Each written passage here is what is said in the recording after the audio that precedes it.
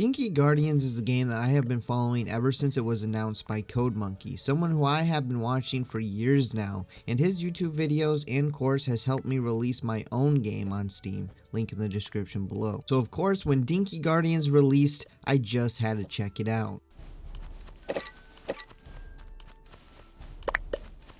Dinky Guardians has the main gameplay loop of gathering resources from different planets and building more machines to automate the resource gathering process. And the game does this pretty well, as it's addicting and fun. Now, the game's automation is a bit more simplistic than other automation games, but I actually like the simplicity in this game, and I think it makes it more casual and easier to get into. There's also player customization, and it is pretty good as there are a lot of options to customize your character. You can customize the character's color, hats, glasses, shirt, pants, shoes, backpack, accessory. So there's a lot of options, and there's like 100+ hats for some reason. So there's actually more options than I thought there would actually be in this game, but there's just a lot of customization options, and there is no microtransactions in this game. I just want to say that, but there's a lot of customization in this game. There's also multiplayer, so like everyone can customize their player the way that they want, and then you can join a game and play co-op with your friends. There's also even a night helmet, so you know I had to put the night helmet on. I also like the music tracks that are in this game. I think they fit the game well, but there could be a few more different tracks to keep a bit more variety.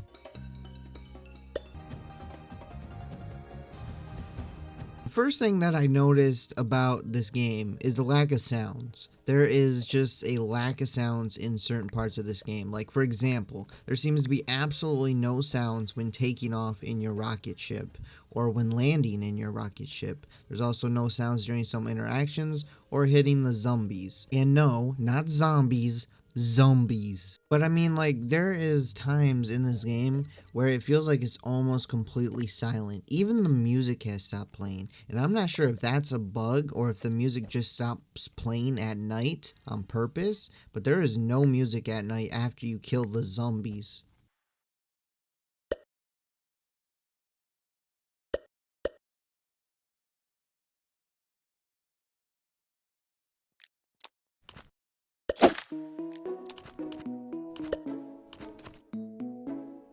The combat is the next thing I want to talk about. Now, I know you're mainly pretty much fighting with your defenses like mines and turrets, and it's just kind of the type of game, the automation, the kind of slight base building. I'm not sure if you would call this base building, but I mean, it's kind of like building up your base because you got turrets and defenses and stuff like that. But I mean, when you first start out, or really anytime, you can just go up and you can punch the zombies, but it's an action. So like, you go up to punch the zombies, instead of just like punching them, you press the interact button on them, and then it's like a certain amount of, it's like a 2-second timer, like interaction kind of thing, where it attacks them and then you got to interact with them again. I don't know, it's just weird, and you should just be able to go up and punch them instead of it being an action. And there should also be some sound effects to hitting them, because there is none.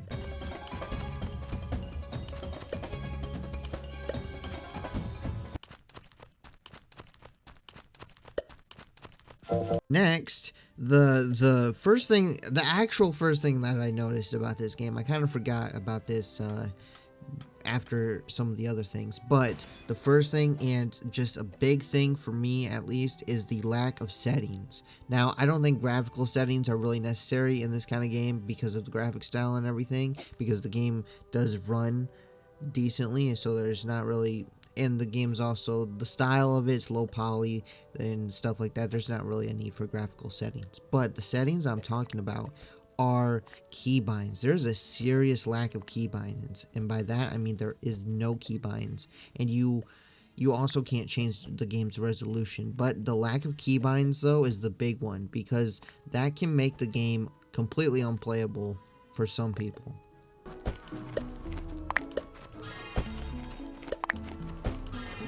Next is the bugs. This game has a good amount of bugs, and some of them I'm not even sure if you would call them bugs or just things that happen, but there is quite a few. Now, the first one is crafting items can get stuck and you can't reach them, especially when you build close to HQ like I did. Like I put a lot of grabbers and certain things next to the HQ. That's just something that I did. And so when crafting items, sometimes they would kind of roll partially down but not all the way down, or they wouldn't get directly stuck on top, but they would just get partially stuck up there, and the only way to get them down is to throw something up there, which can sometimes be difficult because you can't exactly aim where you're going to throw, but you can throw things to get them up there. So I'm not sure if it's a bug or just a thing that happens, but it can be annoying when you craft things and then it gets stuck on top of your HQ. Another thing is if you place a research station before it tells you to place a research station during the tutorial phase, you can hard lock your game, and it seems that there's really no way around it. I don't know. I had to restart my game because no matter what I did, it just would not get past that screen after doing that. So it will just continuously say craft and place a research station, even though I already did, and I just had to restart my game after that. So that's a possible bug that is game breaking right there. I don't know, maybe it just happened to me. Not sure how often that will happen, but that is definitely game breaking. There is also more bugs. There's like some random bugs I found, but they're not really an issue. Or sometimes errors would pop up, but the game kept running, and I'm not exactly sure why the error popped up because nothing seemed broken. So I'm not really going to mention those that happened, but I do have like a screenshot that'll pop up.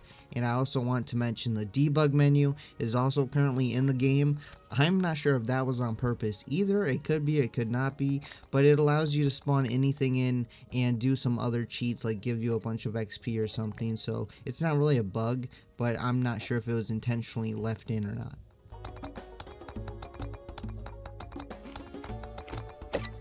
Now overall, I find the game fun. It's addicting and fun, but it's dragged down a bit by the lack of sounds in certain areas and the bugs. And now I'm pretty sure the bugs are going to be fixed, but as of right now from playing it, those are the two main things that detract from this game for me, is the bugs and the lack of sound effects. Otherwise, I think it is a fun game. But anyways, that's all I got to say on Dinky Guardians for now. So if you enjoyed the video, make sure to hit that like button. Leave a comment below. Tell me what you guys think about Dinky Guardians. And if you haven't already, hit that subscribe button. And I'll see you next time.